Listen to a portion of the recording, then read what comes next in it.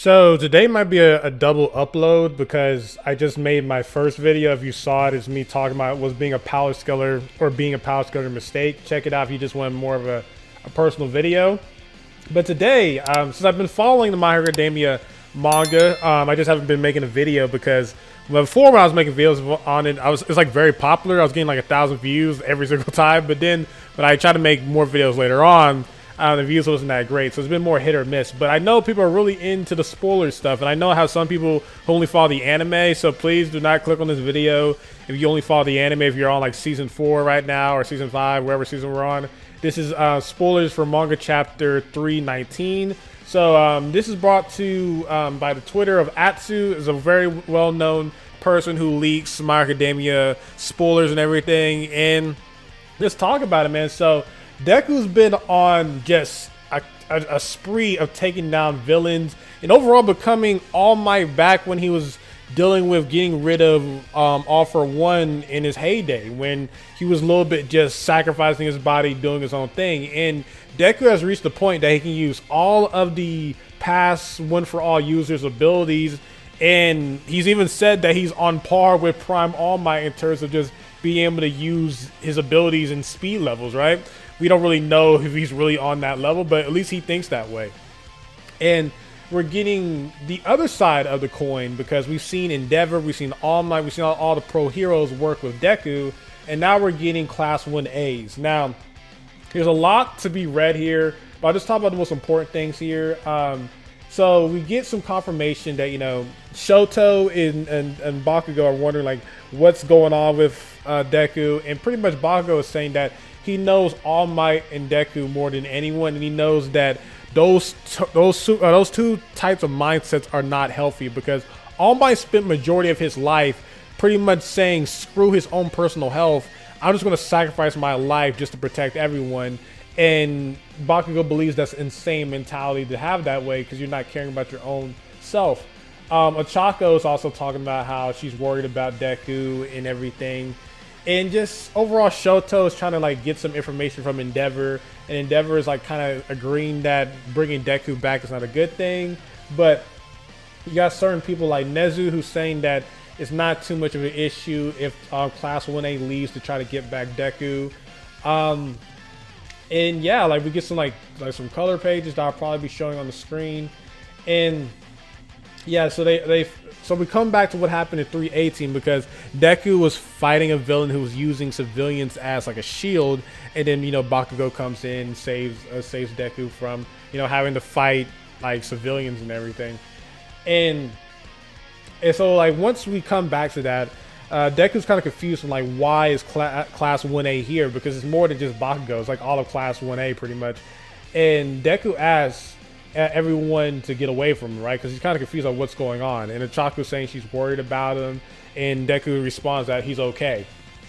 And we get Bakugo kind of just making fun of Deku and like in a more of like, because again, I know I've had a lot of opinions about Bakugo, but Bakugo has really grown as a character and actually cares about Deku, and he already knows about One For All. He's kept the secret this entire time, right? So he knows a lot about what's going on, but he's pretty much saying like the great inheritor of One For All, like what's going on with you, man? Like you're not smiling, because that was the whole big ordeal about All Might and like his predecessor and everything like that, was like the whole being a hero with a smile. And Deku hasn't been looking like that. You've gotten people like Stain and him being an urban legend of like this person who takes down villains, but he looks monstrous and he has multiple quirks.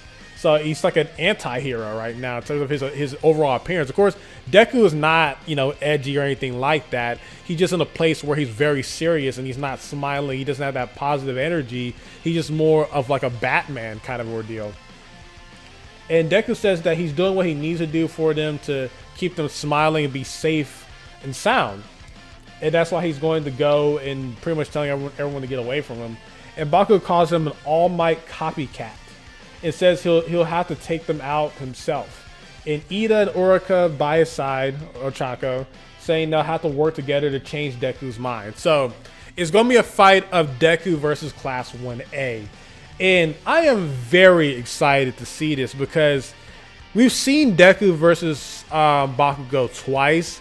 Deku kind of won the first fight through a technicality because he pretty much won the basis of like winning the whole hero training gimmick there.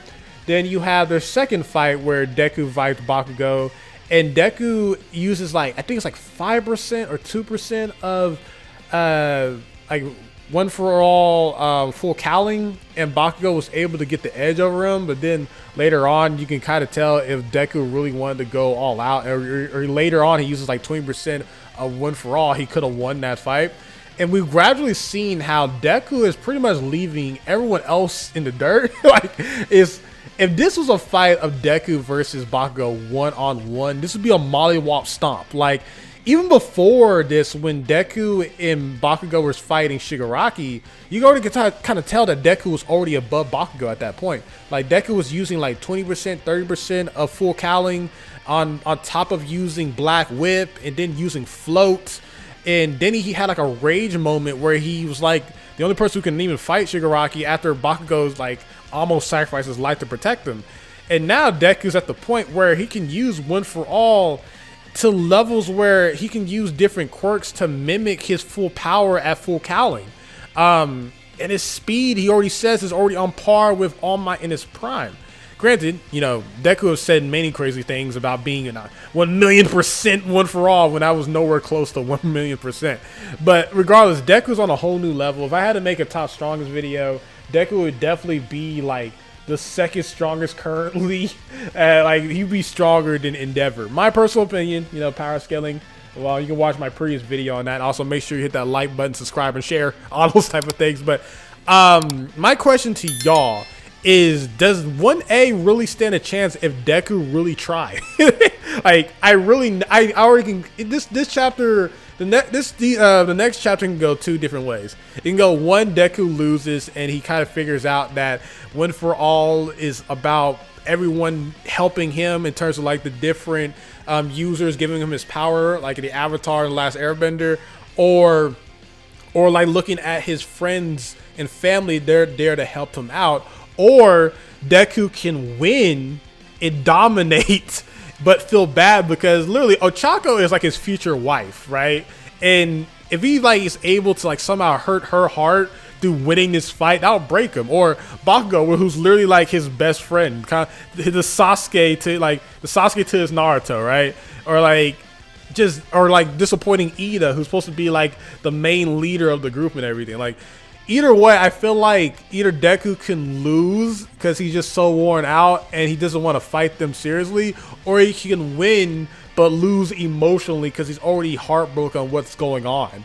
Again, it's a very interesting setup. I already see some people on Twitter saying that this is dumb, this is like an unnecessary fight and everything like that. But again, I am loving what My Hero Academia has been doing in these manga chapters, the direction, the twist and everything, and seeing how awesome Deku's design is, and seeing how Deku's not turning edgy or anything like that. How some people are saying that, oh, Deku's an Eren copycat now or something like that. No, everything that's being displayed has been through amazing artwork of just seeing the mangaka making Deku look like a villain, but everything he's saying and doing, he sounds like Deku. He's being a hero in every way or fashion. It's just the way he's doing it is not bringing the same type of like hero energy that All Might did it, because All Might did it in a way that made him look heroic, even though he was doing it the same way Deku is, if that makes any sense. While Deku's doing it more of like, he's not smiling, he's not bringing that energy, he just getting stuff done. And I think we're going to learn how Deku can change his approach and bring more people in and not have the same mindset that All Might did that led to him getting stabbed by All For One and becoming the way he looks now, where he's nowhere near where he used to be. I think this is kind of showing that even though he's going down the same path as All Might, and All Might's like the greatest hero of all time, he doesn't necessarily need to do that.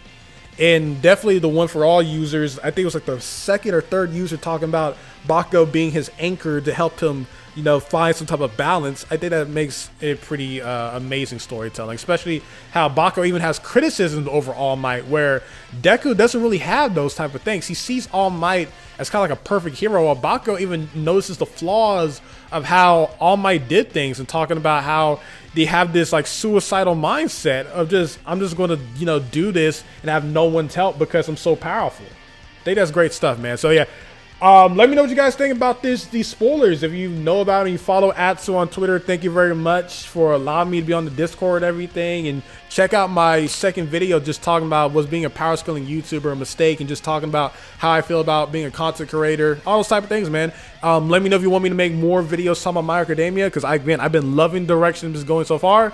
And that's the end of the video. That's the end of the video, man. Love you, X Fighters. SonTj, peace. Love you all.